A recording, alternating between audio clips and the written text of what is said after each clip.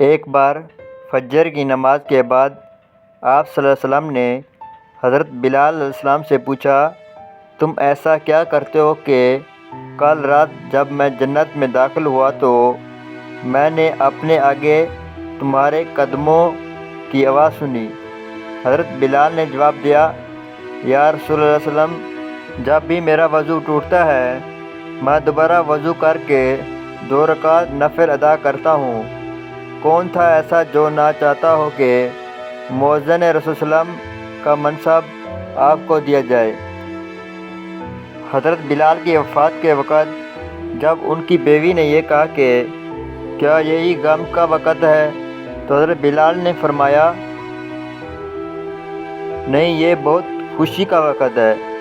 کل میں رسول اللہ صلی اللہ علیہ وسلم سے ملوں گا، اپنے ساتھیوں سے ملوں گا۔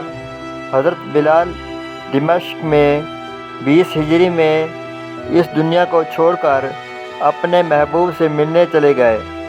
ان کی کوئی اولاد نہیں تھی، نہ ہی ان کی کوئی جائیداد تھی۔